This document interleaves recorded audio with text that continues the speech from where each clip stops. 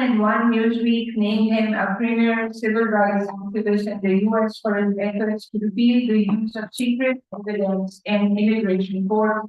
In 2012, historians profiled him in the Encyclopedia of American Dissidents as one of only 3 Muslims in the U.S. among 152 dissidents and prisoners of conscience included over the past century alongside the legends Malcolm X and Muhammad Ali. Dr. Al-Aryan has been a prolific speaker across many U.S. campuses and since relocating to Turkey at venues worldwide. Dr. Al-Aryan is also the author of dozens of studies, articles, and books on topics related to Islam and the West, the Islamic Ummah, Islamophobia, civil rights, Palestine, the Arab Spring, the Middle East, and the American foreign policy. Since the Israeli genocide in Gaza in 2023, Dr. Al-Aryan has been widely featured in programs around the world in multiple languages and has advocated for the dismantling of Zionist structures worldwide based on his theory of the 12 pillars of Israeli imperatives. It is really an honor to host you here, Professor Al-Aryan at University of Lahore. Today we have gathered here. There are students from across disciplines in the Faculty of Social Sciences. There are postgraduate students and some faculty as well. And then we are very, very eager to listen to your insights. So over to you.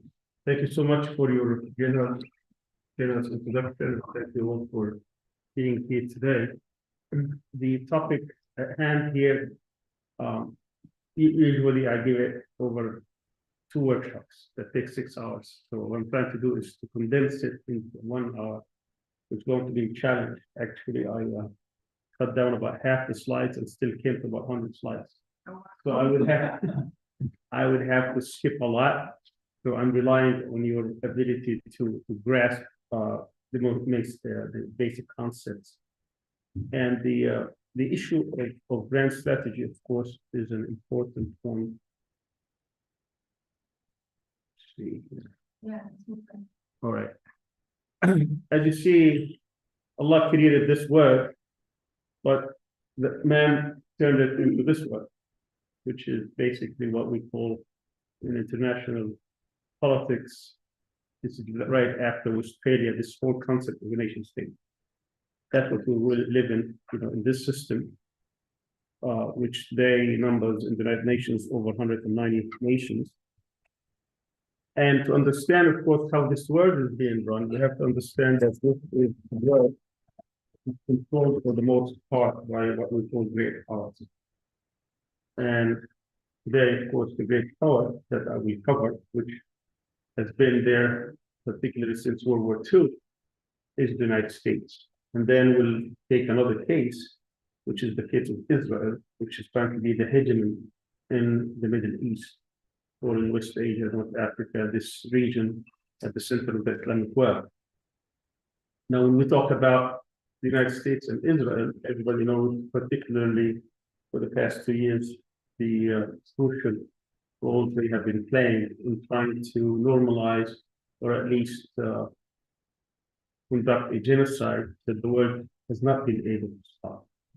But before we get into these things, I just want to note that I will be covering these 2 grand strategies from these 2 particular states, one from a historical perspective and one from epistemological perspective, which is the case of Israel.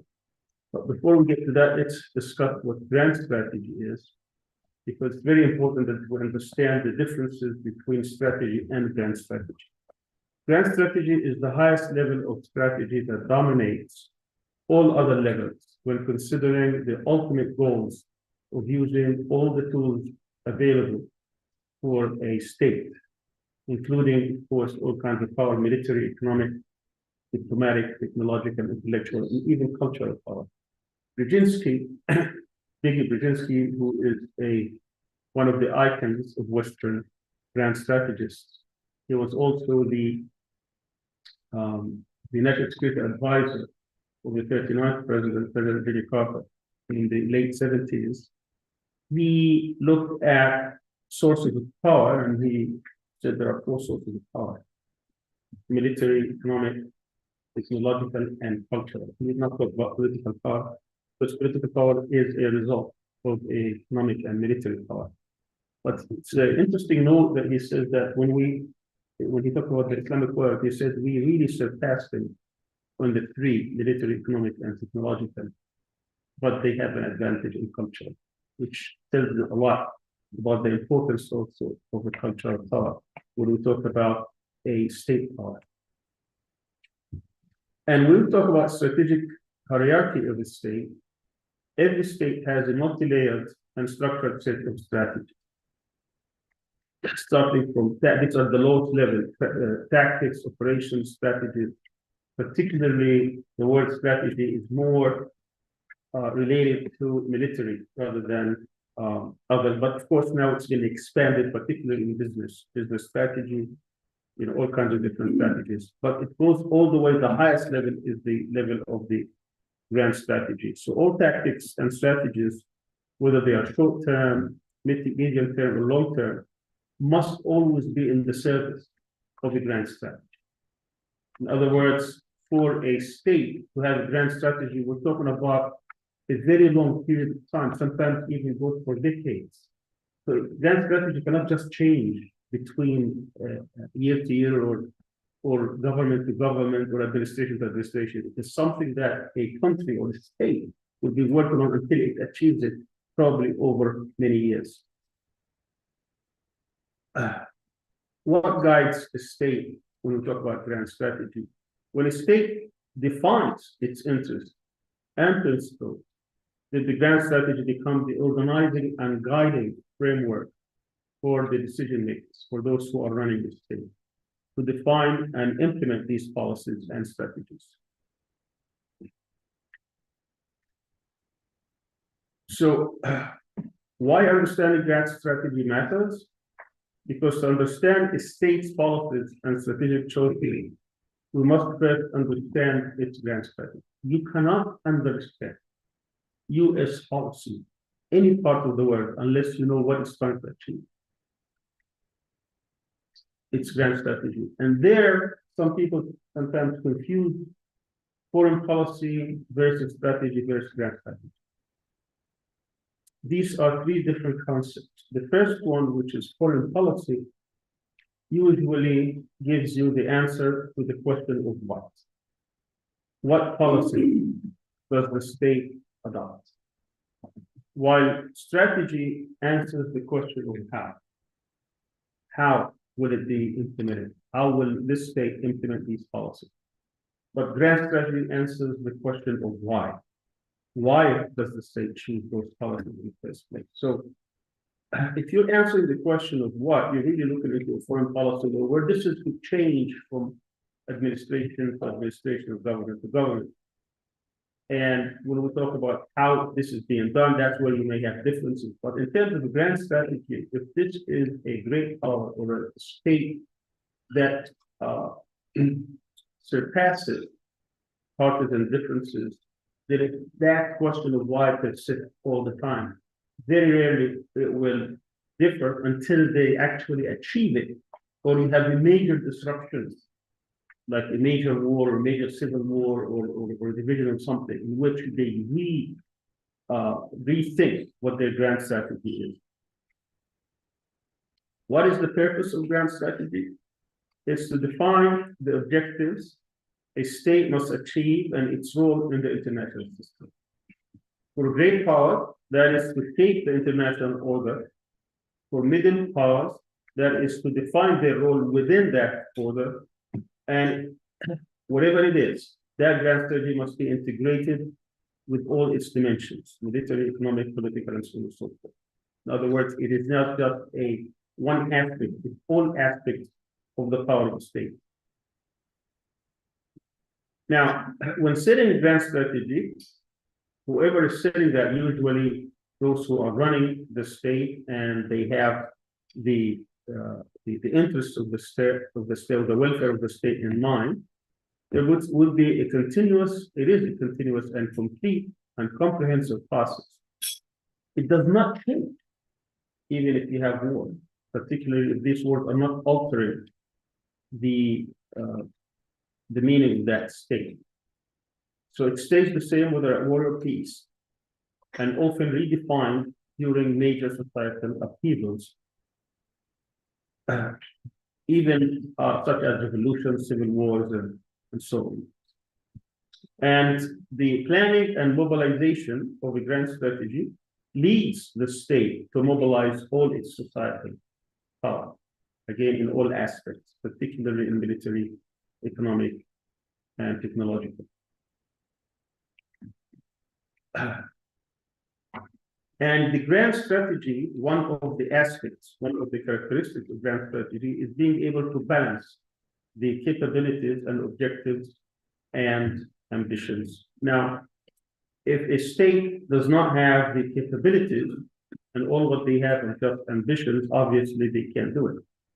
So they need to balance it so that whatever the grand strategy is, that it is, they are capable of achieving it. They don't have to achieve it now, but they could achieve it after 50 years. But there has to be the reasons by which they can actually achieve it. In other words, they can attain these. And I will give the example of the United States, how they set certain grand strategies and sometimes take decades to achieve them. And we can say the same about other examples like the Ottomans or British or Soviet empires. Now, another important feature of grand strategy is that to be effective, it must reflect some kind of an ideological or philosophical core. Exactly, it cannot be about nothing. Because there has to be a driver. In the case of the US, for example, it presents itself as the beacon of democracy, all these. It doesn't mean that they actually practice, but there has to be some kind of ethic. There has to be some kind of core principles that can be the anchor by which they can to champion democracy, freedom, capital, market economy, all these kind of code words that they use, free trade, and they used it for a long time, particularly after World War II, whether it was during the bipolar era, the Cold War, or the unipolar era, or now with the multipolar system. And that would be by which they can put the different actors, the natural actors, in trying to control them. And of course, when the Soviet Union was also a major player, they had their own core principles that they were trying to champion and push. So let me now turn into an example by which we can talk about the example of the United States. Now, what I'm going to present here would be 6 grand strategies that the United States pursued. It does not mean that when they pursue one and go to the second that they have abandoned the first. It's just that they're trying to build on it. And you could see that from the very beginning, I mean, from your background, I'm sure you're familiar with the history of the United States. Came about, obviously, when it started its own independence back when they were under British control. And then they reached their independence. The revolution started in 1776. Over a period of years, they came under a confederacy, and then they came under a federal government because the confederacy failed to produce a powerful state. So 13 states came together and they were able to agree on a framework of the federal system. 13 states, and then from there they started to build the state. From that moment on, they started to conceptualize what that state would be. That state would be a federal state, it would be a powerful state, international actor. And over a period of over 200 years, they were able to build what we see today as the United States. Now, of course, academics would come and do this in the following way that I will present it. Does it mean that whoever was conceptualizing this from the very beginning, they had all these steps in mind? No. But they had this drive that they wanted the United States to be the most powerful or a very powerful actor in the international system. And as they were conceptualizing this, they went from one to the next. And if you go back and look at how they started that state with the 13 colonies, and they came together, it was very clear from the very beginning that the first step was that they can control all the territory that exists between the two oceans. So their first strategy, which came in the late 18th century when they started this, and all the way through the 19th century, was to secure what we call the securing the homeland. And you could say that this started from the first president, George Washington, whose first term, even though he was the main person behind the revolution, but his first term started in 1792 until the end of that century, until about the 25th president, which was towards the end of the 19th century. As you could see, again, I'm going to go through this map pretty quickly.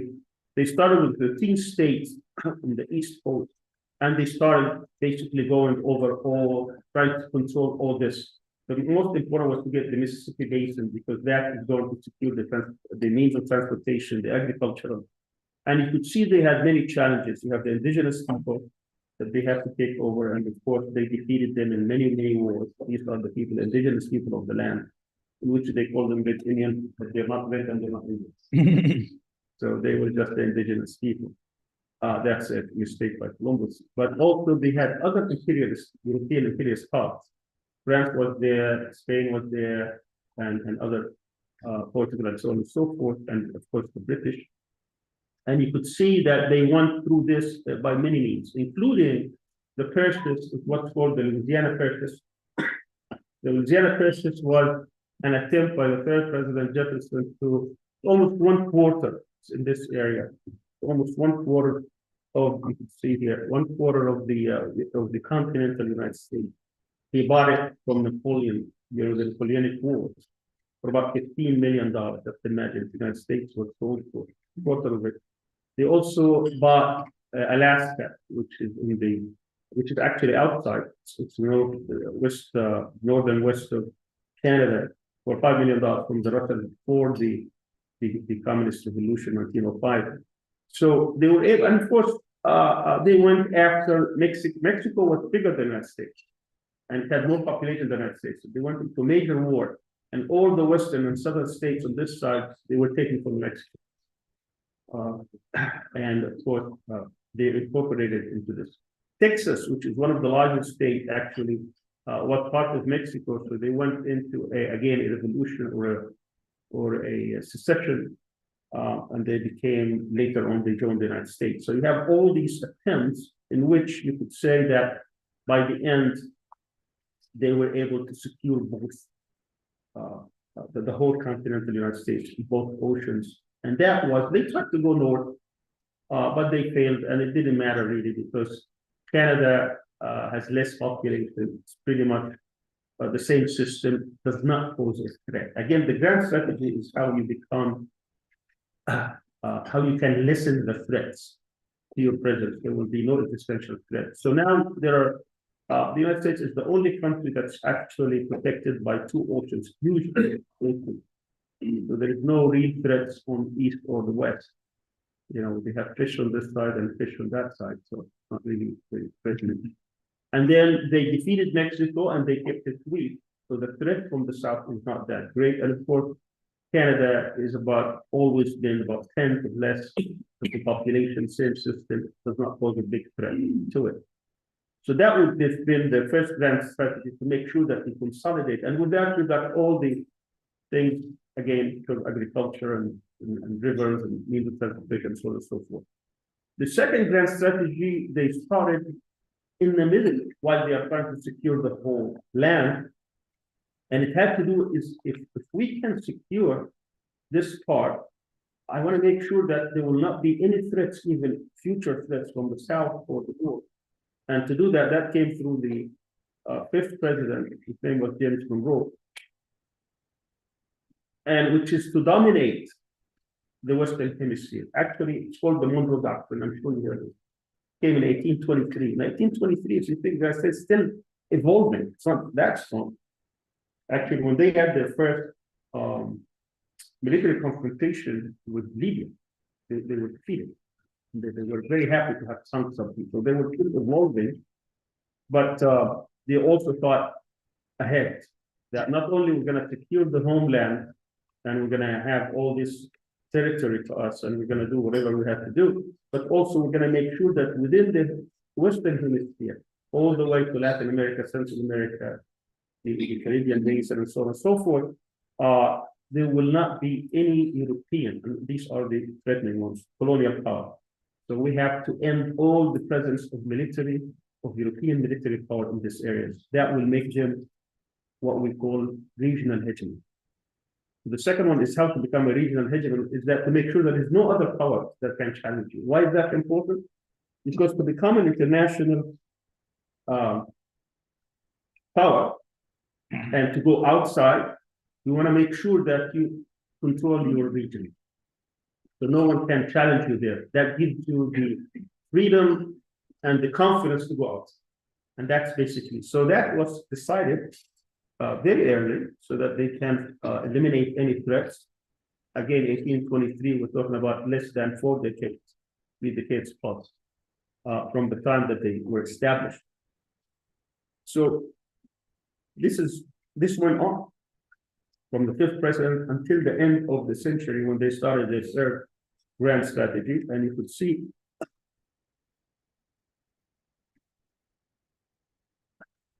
okay, I don't have that. Oh, I may have it. Let's see if I got it. Yeah, here, for example, this is the map I'm seeking. So they wanted to, this is the Western Hemisphere. They want to be the only power that control here, that there will not be any other military power that can challenge their presence or existence in this region. And it took them, as I said, almost 80 years to do that.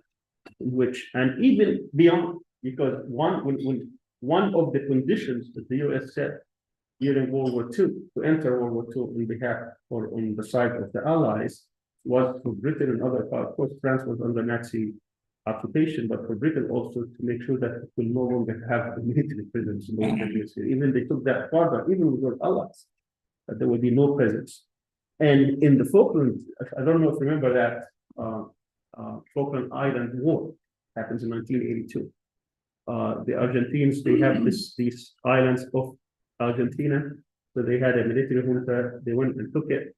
And Margaret Thatcher, who was the Prime Minister of Britain at the time, she had to go to Reagan and seek permission to send military power in order to go and liberate. And Reagan said, "Okay, why? It's their backlog.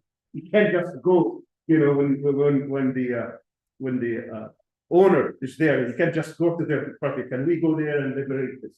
You know, so that tells you the real meaning of this. Anyway, the 3rd grand strategy, which started on the 20th century, all the way until World War II. This was that now the United States has secured its homeland, secured the regional hegemony in the Western Hemisphere. Now they want to go outside. How can you go outside when you have 2 big oceans? So they have to embark on building the biggest navy. Now, the biggest navy at the time was British Navy, of course. So they started a very aggressive build-up of their navy. And that basically what happened. And this stayed for almost, they started in the 1880s. So by World War II, they were the biggest navy. And they reached, obviously, the mark during Reagan, 600 ships. Now they're down to about 350. But of course, these are the state of the art. So they are still the biggest navy in the world. Now, once you become the biggest navy in the world, what's your next grand strategy? Next grand strategy, this is when they started giving out. So this is the line in which you cannot have military presence or military bases in the Western Hemisphere. The 4th one, now that they built and maintained the biggest blue water navy, that they wanted to, actually, this is number 3. Number 4 was to go and control the trade routes. Because now they want to be the national players, the national hegemony.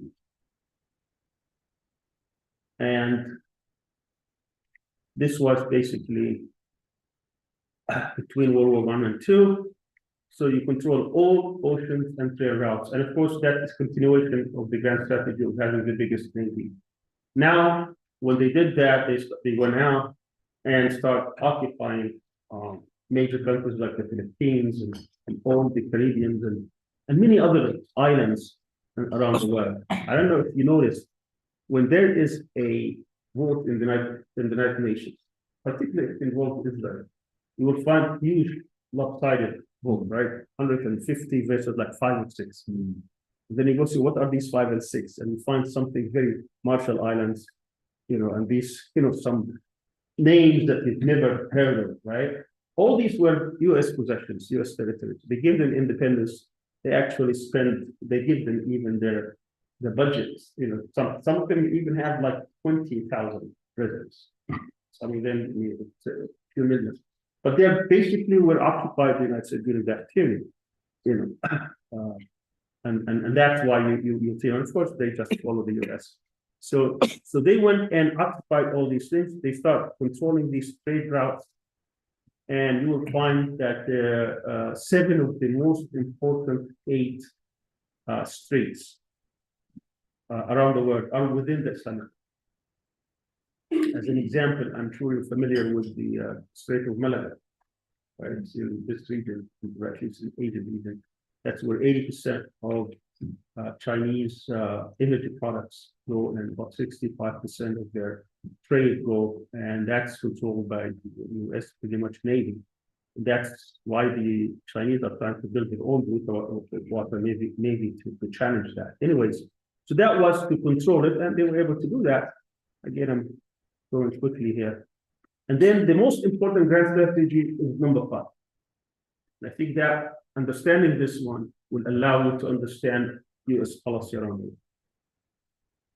This basically is a strategy that's been pursued very aggressively since World War II, from Truman on. And basically, this is what it says. You're trying to prevent any Eurasian power from gaining regional dominance. This is the grand strategy. You do not allow any emerging power to become a regional hegemony. Why? Because once they become a regional hegemony, what happens? They go outside and challenge the US. So you make sure they don't. And how do you do that? By creating what they call it balancing. But what it is just creating alliances with the US to make sure that this power will always be engaged in its own region. So it doesn't think about going outside and challenging it. And if you look at, for example, the example of the Cold War, when you have the Soviet Union, which is here in red, that's why NATO was created. NATO was created so that the Soviet Union would always be afraid that it could be attacked. And they started expanding. I mean, they started with 16 states, right? Of the regional states, and no, they started with 12 states, then it grew to 16 states up to the fall of the Soviet Union. Now, these 12 states were basically European, and 10 European, 10 United States, and Canada. And then they expanded with Greece and Turkey, and then they ended with obviously Germany and Spain. But they stopped there up until the fall of the Soviet Union in 1991. And how many do we have today? Does anybody know? How many NATO members do we have? 32. And the last 2 were Finland and Sweden that joined last year because of what happened in Ukraine. And if you look at the narrative, when the Soviet Union was fragmented, collapsed, and when they started to negotiate the future of this, the negotiation with the US was that only Germany would be allowed, because East Germany was in the Warsaw Pact, to be allowed to unite, and it will join, but that's it. And actually, the United States is not insured. And I will explain the 3 strategies, not grand strategies, 3 strategies the US followed after the collapse and after the Soviet Union became the unipolar, how they pursued this when it came to Russia after the breakup. And the point here is the United States continued even to expand that with that in mind. They did not want Russia to dominate Europe, since of course it was after the collapse of the Soviet Union, it was relatively weak, but still possessed thousands and thousands of nuclear weapons. It has the know-how, it has the technology, it has the scientists in which it can reassert itself and have resurgence. This is just a corollary, which is a grand strategy that they followed after, particularly after the 40th president, after Reagan, which is to dominate not just Earth, but also space. Because the idea of space is that the future wars can end before you even start with technology. If you can kill all the satellites and the things that basically are your eyes and ears, then you finish. And by the way, when they talk about this, they don't talk about Afghanistan or Iraq or Pakistan or Yemen. That's not how they think. They think who is the major challenger and how I'm going to go and finish him off before the even start. Or if I even have to use or contemplate the use of the nuclear. They can afford to be defeated by Vietnam and Afghanistan and Iraq and all these things, small powers, but they're not going to alter how the international system behaves. But when it comes to China and Russia, that's a different calculation. So if I'm going to be in a, this is how they think, doesn't mean that they'll be successful, but this is how they think. If I'm going to be at war with China, I want to make sure even that I can kill this and end this war before we even get to any troops. So I need to be able to first of all defend the homeland by this shield that they think they can build. So that's what Reagan started, and this is what Trump is trying to restart again. He's calling now the golden shield, so that I can kill all the satellites and kill all the things that we can make them take advantage, cybersecurity and others. So this is thing which is again from the 40th president to achieve complete dominance in outer space, or what we may call future wars, in all these kind of high-tech stuff. Now, this is just to summarize these 6 strategies, grand strategies: secure the North America or the homeland, dominate the Western Hemisphere, maintain naval supremacy over Atlantic and Pacific Ocean, control of all oceans and trade routes, prevent any Eurasian. Why Eurasian? Why only Eurasian powers and not others? We're not talking about Latin America or Africa and others, because there are no great powers there. So Eurasian is, that's where the major powers are. In the future, if somehow in the future you've got a Central Asian that becomes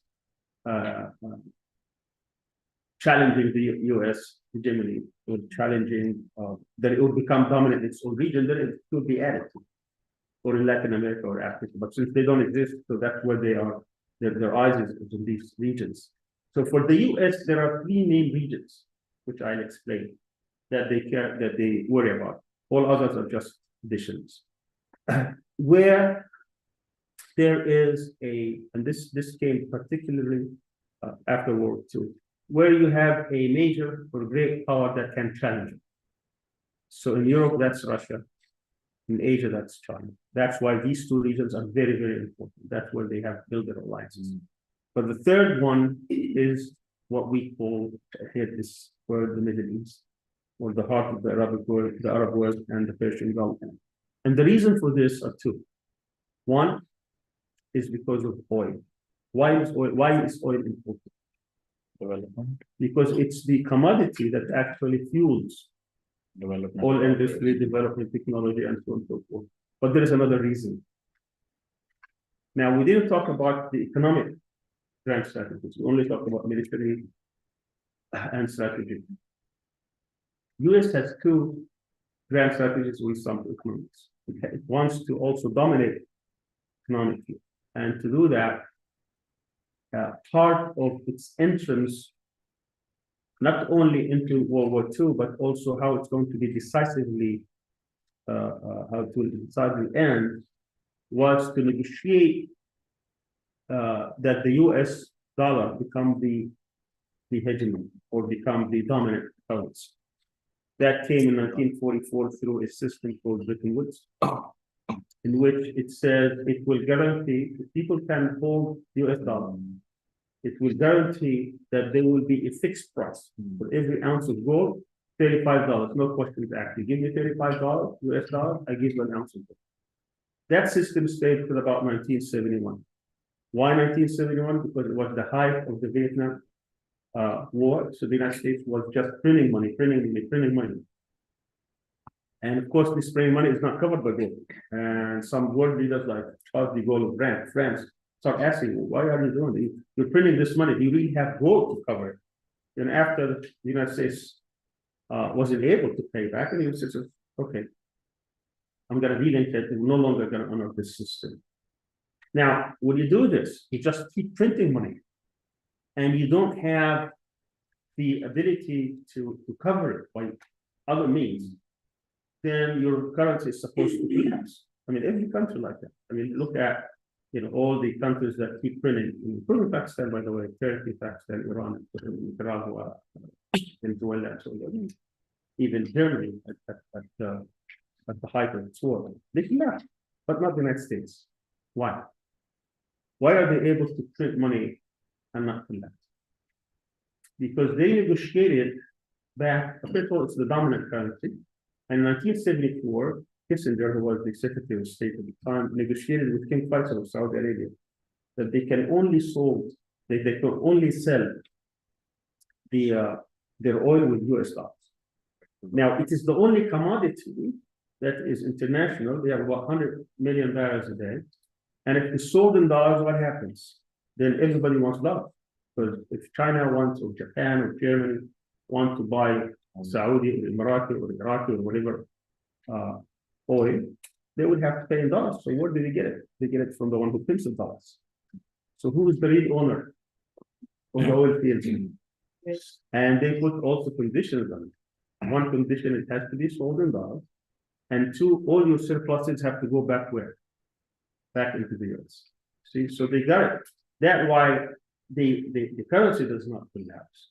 They control this. And whatever debts they print, it's debts to themselves, because these debts are in dollars. If I can't print the dollars, I'm not doing that. China has $3 trillion. China tomorrow says to the US, I want my money back. All what they have to do is to print probably one currency or one coin, right on it, $3 trillion. Doesn't even have to. You don't even have to spend much money. Or easier, you can just have their bank account and be done. So again, it's a smart strategy that they pursued, and they were able to grow that for a long time. Now,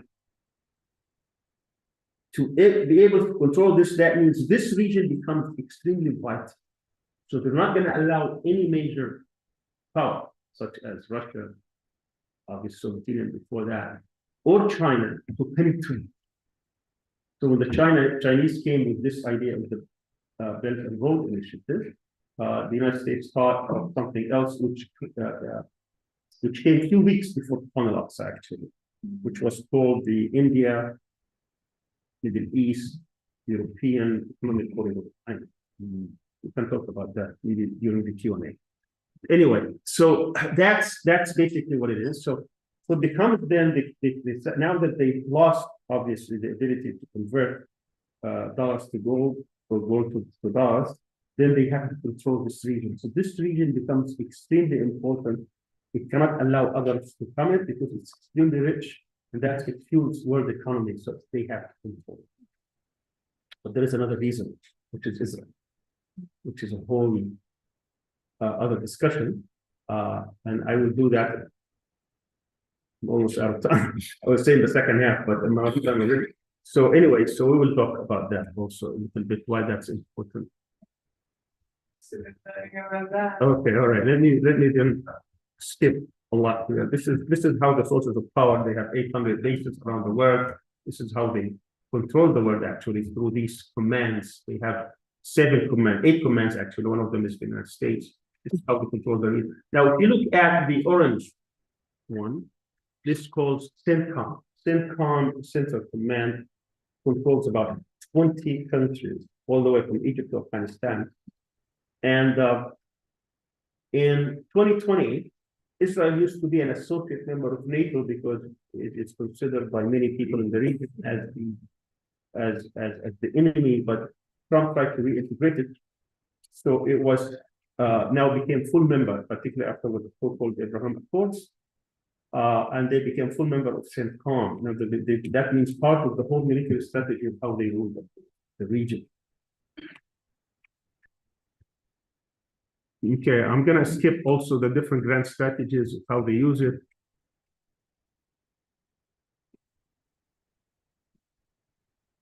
And these are the examples, for example, how they build coalitions here. They try to go through the color revolutions, try to contain Russia so that Russia cannot be dominant in this region. And what they wanted to do, they actually pursued very quickly. They pursued three strategies when they become the unipolar.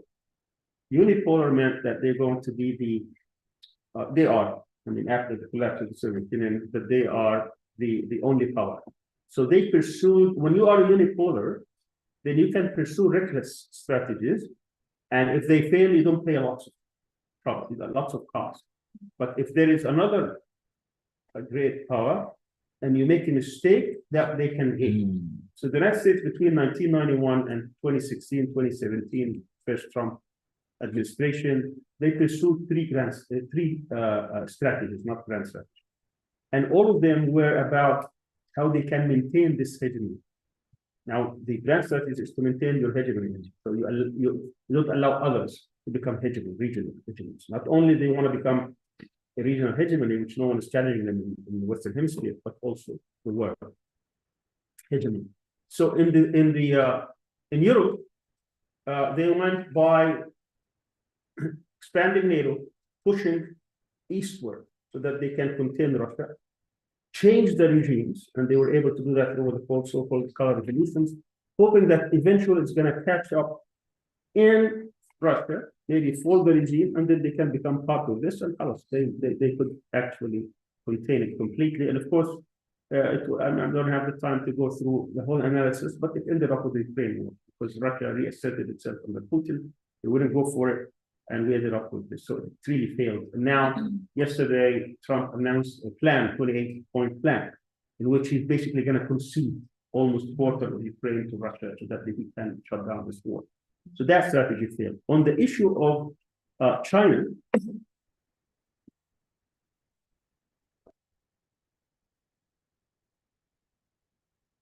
don't know if I have that map or not. I don't have it. So on China, of course, the issue was that the elites, they thought, okay, if we make China rich, then eventually the political system is going to catch up with the economic system. It becomes liberalized. It will adopt a liberal political system, and then they become under our control. What did not contemplate, it was, these are liberal hegemonists. There was the Chinese economy was about 6% of US economy in 1992. Today it's about 70%, but not in PPP, not in purchasing power. But this is just in total GDP. And it failed. The Chinese were able to show that you can have a totalitarian system and a very dynamic economy. So they caught up with this, in late second term of Obama. And they're trying now to see how they can contain China, which is becoming very difficult because that economic power is turning into a real military power, which is challenging the US. So that also failed. On the issue of the Middle East, they went after what we call social engineering. So they want to change the whole composition. They, after 9/11, they took advantage of this. They wanted to change and topple 7 governments, one after the other. They started with Afghanistan, Iraq. And after that, they want to go to Syria, they want to go to Somalia, they want to go to Yemen, they want to go to Libya, they want to go eventually to Iran. But also that failed because they couldn't even get their act together in Iraq. And then in Afghanistan, they replaced the Taliban 20 years later with the Taliban. So they didn't really make it. So, but they could make these mistakes because there is no one else to take advantage, but we can't make mistakes now. Now, as we got into the current situation, we don't have a unipolar anymore. We have a multipolar system with lots and lots of challenges. And these challenges meant that they have to be very careful not to make mistakes. So when it comes to, obviously, China, they're trying to contain China or at least slow down the development of China until they figure out, is this going to be resolved through war, through other means, cut off technology, and all this. And of course, with the emergence of Trump, we have lots of unknowns here. but also Russia, at least during Biden and the Europeans, was trying to have a war of attrition with Russia. It was trying to weaken it, but it was able to actually reassert itself and become stronger than what it was in 2023. So that's another problem. And for this region, after the failure of what they tried to do over 25 years or so, they're trying to reposition themselves. And to do that, they wanted to have a what they call twin pillar policy, which is to have regional powers to secure the interests of the United States. It's a policy that Nixon pursued in 1971. He called it also twin pillar, and he was talking at the time about Iran and Saudi Arabia. But actually, he was talking about Iran and Israel because Saudi Arabia was very. Iran, of course, we talk about the Iran of the Shah. He was trying to arm. And the reason I say it was Israel, not Saudi Arabia, is because when there was a trouble in Jordan between the Palestinian factions and the King of Jordan, and Syria tried to intervene on behalf of the Palestinian factions, but Saudi Arabia didn't do anything. Didn't have the power to do it. It was Israel who threatened. Said, if you do anything, we'll come and destroy you. So Syrians backed off, and that's how the king was able to deal with this problem. So now they're trying to. Now I'm talking about 2023. Okay, so 2023 they were trying to reassert this situation in which Saudi Arabia and Israel would be the two dominant powers that would secure the interests of the United States. But to do that, we needed normalization. Cannot do it with this. So they were working with this normalization. Now that takes us now to the second half of the second part of that. I'll try to finish what in a few minutes. Yeah, sure. Okay, good, thank you. So here we're talking about reorienting the region, and of course, with the presence of the most right-wing government in the history of the Zionist regime, it was very difficult to do that, but still, there was nobody pushing back. So Netanyahu stood 15 days before the final officer of the United Nations, and he had a map in his hand, and he was showing basically the whole region, starting from India and ending in Europe. And he drew a line that started from India through the Indian Ocean, the Gulf of Oman, the Persian Gulf, United Arab Emirates, and from there Saudi Arabia to Jordan to Haifa, and from Haifa to the Mediterranean, to Europe. And he told that this is the biggest, and it was obviously the response to the Belt and Road Initiative of China, that this is the biggest economic corridor that human history would know, and at the heart of it is Israel. This is where we're going to be. Basically, we're saying this is how we're going to control the whole region. We are going to be the most important country playing that role. He was trying to present himself as the hegemony. And of course, that meant that the rest of the countries would agree to this. And let's say the Saudi Arabia was playing along, and they were very ready. We said, well, what we want is just to have some sort of a guarantee, security guarantees from the US, civil nuclear reactor, and certain weapons, and some sort of a path towards Palestinian, something rich. He didn't really care much about Palestinians. And then the final Aqsa happened, and just toppled everything, because this whole notion that Israel is going to secure the interests of the United States of being able to become the hegemon, this idea was knocked down, where you have a few hundreds of resistant parties, not even states, and they were able to actually shape up this regime through what they did on October 7, 2023. So this whole notion of trying to defeat your adversaries through a genocide was Israel's response in order to restore its image, restore this notion of deterrence, that they can actually be the most important country. And with that, many doctrines that they established over decades were changed. And unfortunately, I don't have time to go over it one by one, but just gonna go over some of them. These are US objectives in the Middle East. Very quickly, protecting Israel, military superiority. And this became very imperative, particularly after 1967, because Israel now became part and parcel of US strategy in the region. But Israel proved in 1967 it can actually defeat armies, and therefore it became part of the strategy of the US, military strategy. Controlling oil resources, again, about currency and stability. The military bases, the US has 800 military bases around the world. In this region alone, and we'll talk about minimum 63 that I can count, maybe more. Obviously, weapon sales, preventing any attempts toward unity, because that it's problematic for them. The more you have unity, the more you have less fragmentation. It's going to be threatening to their interests, and so on. Now, this is a conclusion for the US strategy. Now, let's look at the Palestinian thing. And here I'm approaching this from an epistemological perspective. I could go over the same analysis, but again, because of the limited time, I want to reach a conclusion about what should we do with the Israeli-Palestinian conflict. And to do that, we have to understand the nature of the conflict. Now, my understanding, in fact, that many people here talk about two-state solution. But this is the ultimate, right? Particularly with governments and so on. The two-state solution is predicated on the notion that we have two states. That one state was established and the second state was not established, and it's trying to establish it. But it ignores the underlying reasons or the underlying roots of the problem. That Palestine was not a Jewish state to start with. Palestine was under the Ottomans for 400 years. It's always been what it is. And there are many myths about Zionism, which they were able to propagate through a concept called Hasbara, which is just you push certain myth until it becomes in the minds of many people as facts.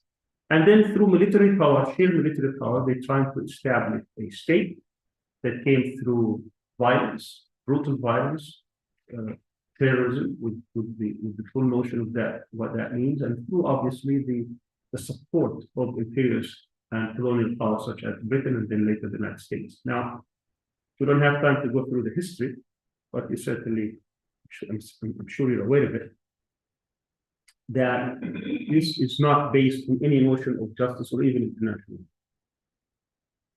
So a two-state solution means that even if the aggressive party, the Israelis, were interested in a two-state solution, at least they will make amends towards what is second state. But that's not what they have. We have to understand the Zionist project, particularly after Oslo, 1993, when the official leadership of the Palestinian PLO made their concessions, when they recognized the state of Israel on 78% of Palestinian land. That meant that 22% would become Palestinian. That's the whole notion of the two-state solution. And this is not something new. This was also contemplated back in 1967 with the UN Resolution 242. And even before that, there was the partition plan, which came in 1947, which was illegal anyways, because Palestinians did not acquiesce that the land would be divided. But this whole notion has been there for decades. Now, the Israelis, being the stronger party, they had options. First option is to adopt a two-state solution.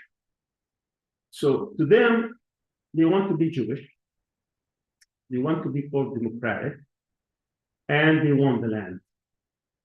If you to have these three is very difficult, because if you opt to become, say, I want to be a Jewish majority country, and I want to be democratic, that's a two-state solution, because that's when you exclude most of the Palestinians in the occupied territories, and you have approximately 80% Jews. That is the minimum Ben Gurion, the founder of the state, said we have to be at least 80%. That's what they are when you consider this. That meant a two-state solution. They said, no, we want the whole land. So if they choose to become democratic and the whole land, that means they have to give rights, civil and political rights, to everybody within the river of the sea. That's the end of Zionism. Because Zionism, what is Zionism? Zionism is to believe that Jews have rights, sovereign rights in Palestine. Now, if you believe in this, If you believe Jews have covered even 1 inch in Palestine, you're a Zionist. That's what's right. Now, if you believe the two-state solution, you're 78% right. All right? Because that's the whole notion of being a Zionist. But a Zionist could be Jew, could be Christian, could be Muslim, could be Hindu, could be Buddhist, could be non-religious. Zionist could be anything, if you believe in that. They did not want, because the idea of Zionism is to be the hegemon and to be in control of the whole land. So they rejected that. And that's, but by the way, that's true whether you're on the left or the right. No party in Israel today would even contemplate or accept the notion that you cannot be a Zionist. In other words, that you are an exclusivist state for the Jews. So that's out. So what are they left with? Well, they wanted the whole land, they wanted to be Jewish, and they wanted to be democratic. What is that system for? Apartheid. Because that means you have a two-tier system. You have a system for the Jews and a system for the non-Jews. And indeed, that's what it was. For 32 years, for 30 years, they were playing this game, like there is some kind of political process. There was no political process going on. Actually, the state was going more and more and more, towards the right, and passing laws that would make sure that there will never be an emergence of a Palestinian state. The number of settlers went from 125,000 in September 1993, when Oslo started, today to about 800,000. So they're going the other direction, not the direction of having any kind of a two-state solution. And now, when you look at specifics, you'll find that there is absolutely no two-state solution. And by the way, this was acknowledged by John Kerry, who was the Secretary of State for the United States, in his last speech in December 2016, after they voted in the United Nations to condemn settlements, in which he said there is no two-state solution. And the reason we don't have one is because Israel killed it. He said that in 2016. And then Trump came in 2020 with his so-called deal of the century, in which he basically said that because he wanted to give Israel Jerusalem, he wanted to give Israel the Golan Heights, the Jordan Valley, and keep all the settlement blocks. That left them less than 40% for the Palestinians in different places. That's not a state. This is not, these are Bundeslands like South Africa. So two states is come. So what happened in apartheid, the world over time can't accept apartheid. I mean, they didn't accept it in South Africa. It took years to do that. It would have been very difficult. So what happened to final Aqsa is that Israel wanted to find a fourth option. Because what is the problem here? The problem is Palestinian population. You have today about 7.3 million Palestinians and 7.2 million Jews. Palestinians even today are more than Jews in the land between the river and the sea. So they found, okay, this is our golden opportunity. Let's finish the job that we couldn't finish in 1948. In 48, the area that they occupied, which is 78% of Palestine, in that land, they were able to expel 80% of the Palestinians at the time. And then they reoccupied in 1967, and now they have a problem. So they wanted to finish the job by expelling or killing as many Palestinians as possible for 2 years. They killed tens of thousands of even perhaps hundreds of thousands of people, but they could not expel them, they could not exterminate them, they had a problem. So that's a problem. Genocide, which was their fourth option. Had they been successful in Gaza, they would have succeeded also in the West Bank, tried to force them into Jordan. So that's the problem. So what I'm trying to do in the next 10 minutes, so I can give you time for Q&A, is to give you my analysis. What would be the 12 imperatives of the state?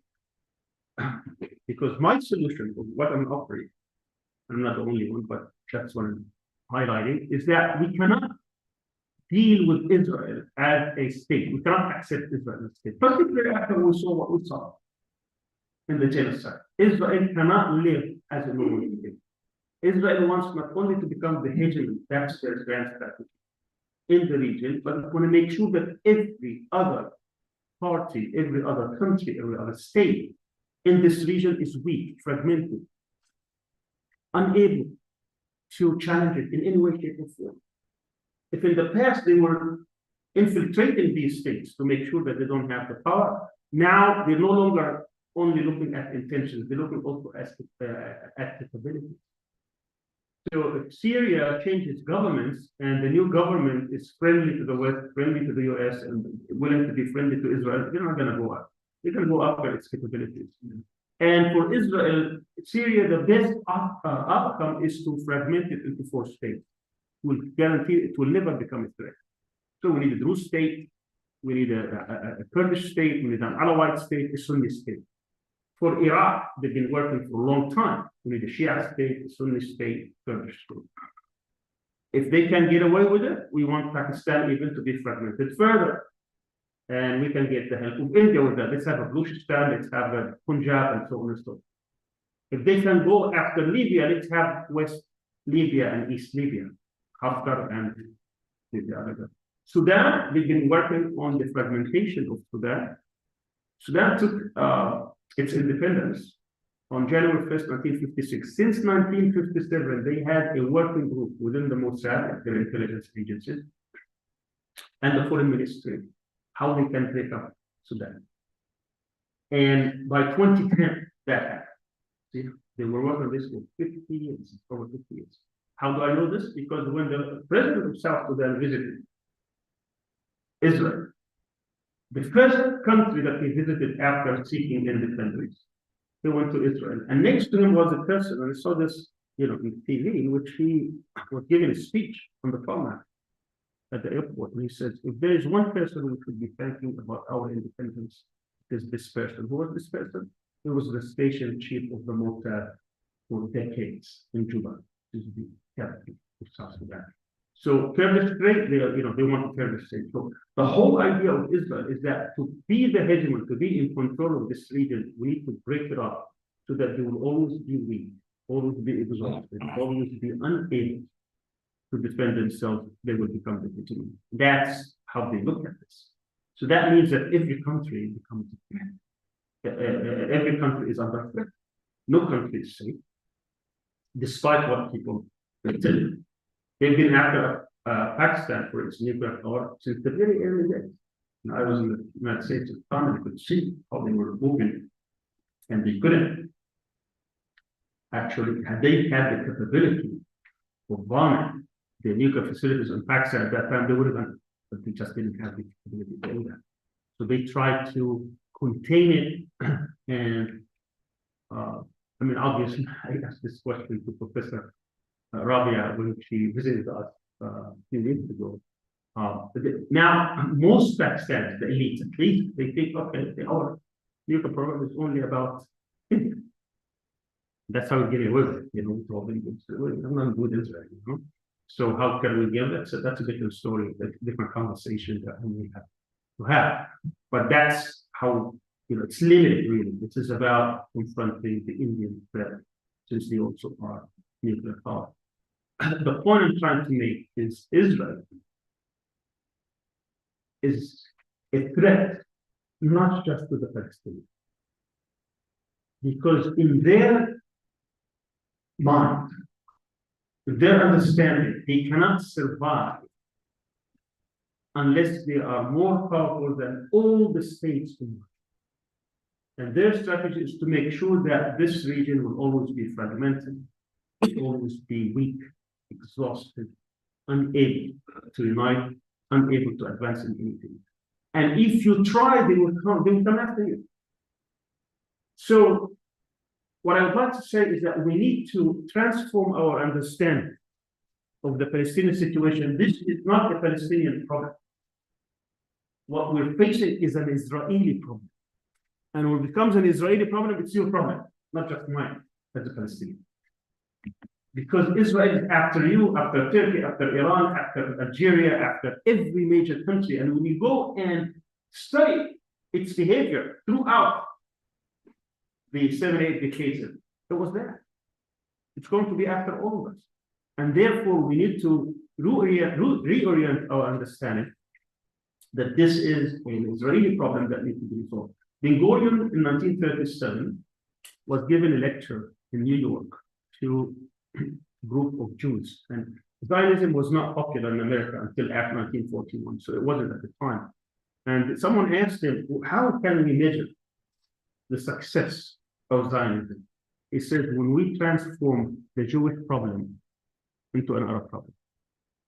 And this is what they were able to do. So everyone thought was Palestinian problem, Palestinian problem. Well, Palestinians are victims, but they are the first victims, not the last victims.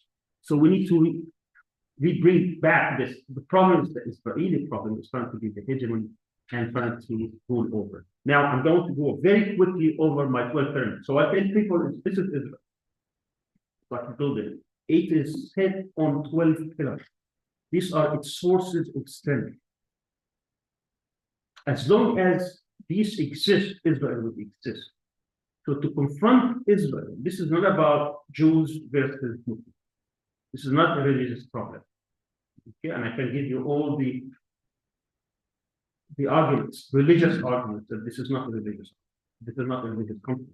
It's a conflict about aggression. You can go and visit and read Surah 60, verses 8 and 9. Very clearly, it says this is our relationship with them is not based on faith, it's based on aggression. I'm not against a Jewish person because it's Jewish. Right? That Jewish person actually could be my friend if he is not biased. So anyway, so we need to identify the sources of strength of this state, and I'm giving you the framework.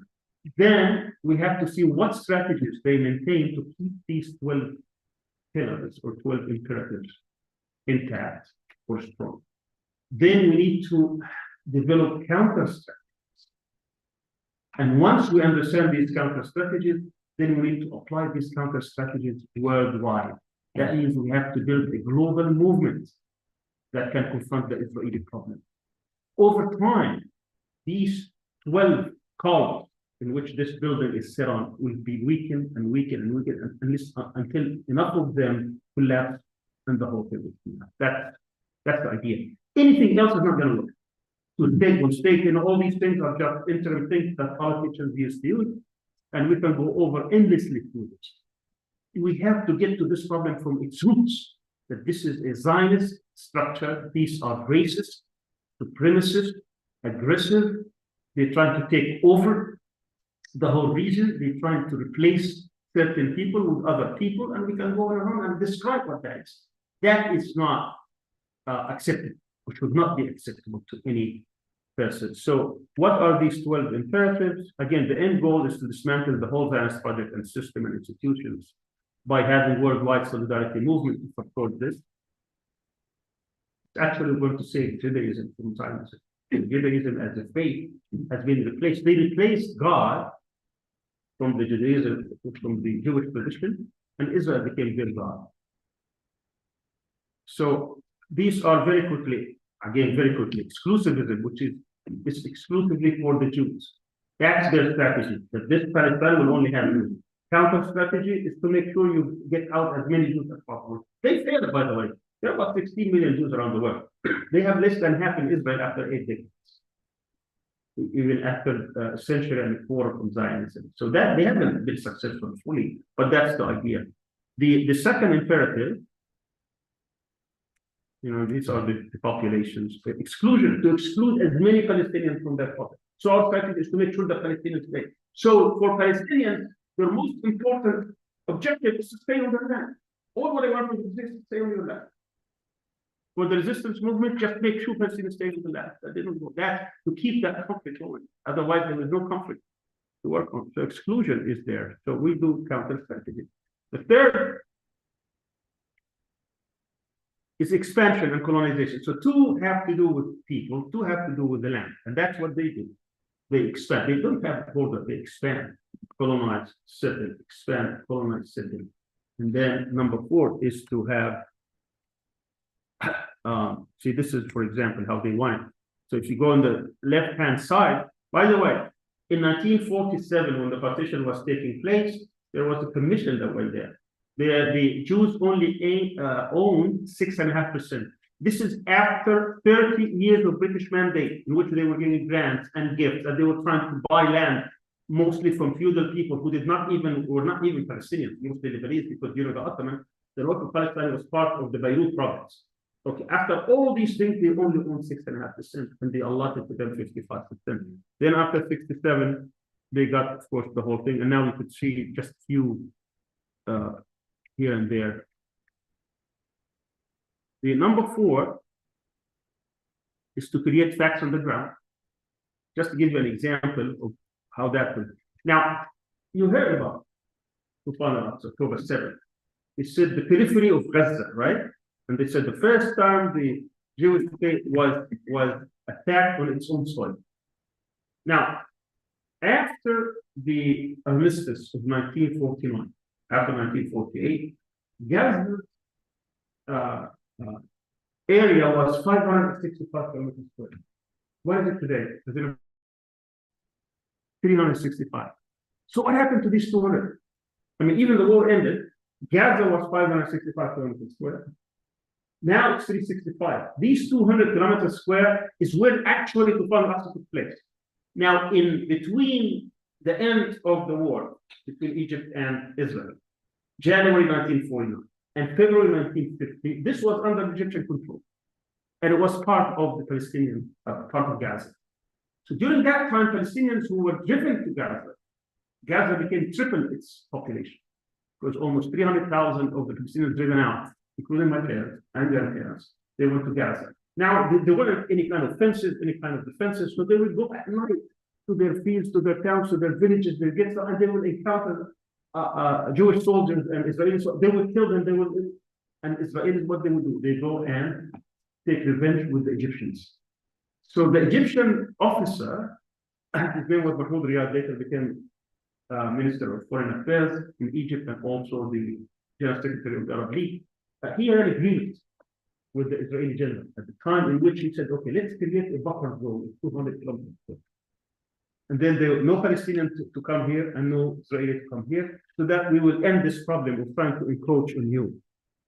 And this agreement is in application. You can go and look it up with signatures and maps and everything. It's called the Agreement of Al-Roja. So the city where they signed it. They just went and took it. No, they just took it. And then they said, okay, this is our border now. Like what they're doing today in Gaza. They take 60% of Gaza, they call it the inner line. This is our border now. This is what they do. So these are the how there are no borders. They get their borders is where their boots end. That's what it is. Okay.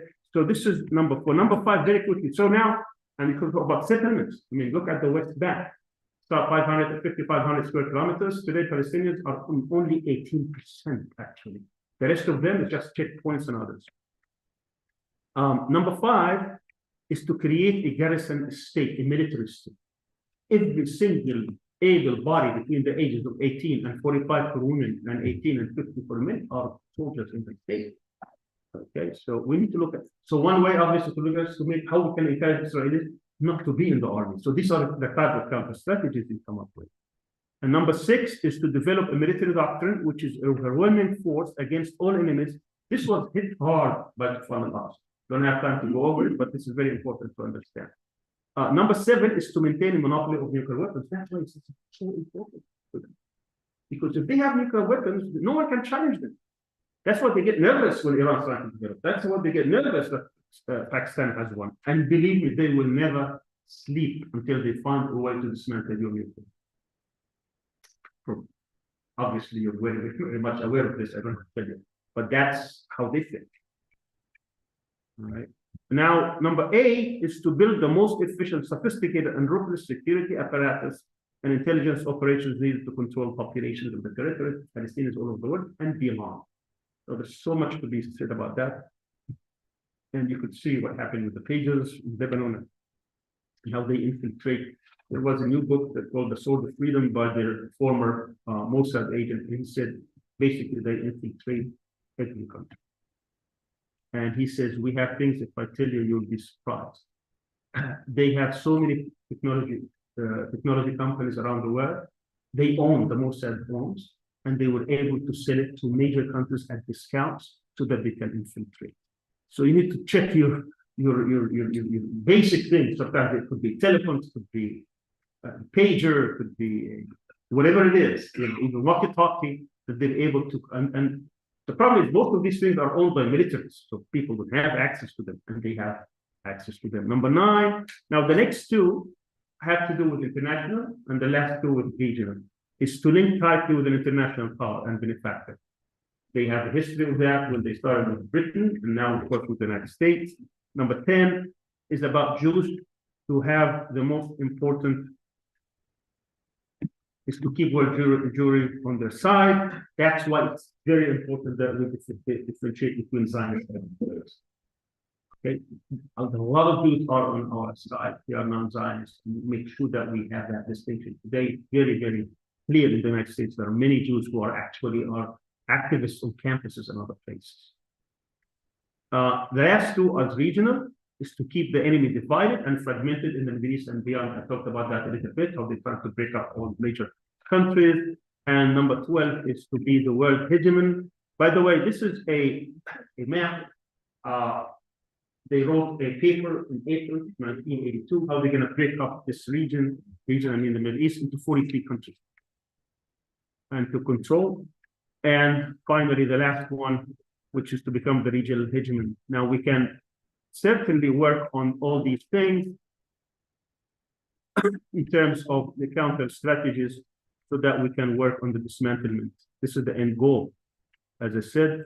And the grand strategy is to have two missions. One is to support the Palestinians in their land, and the other is to challenge and confront the global Zionist movement in all spheres. Thank you very much.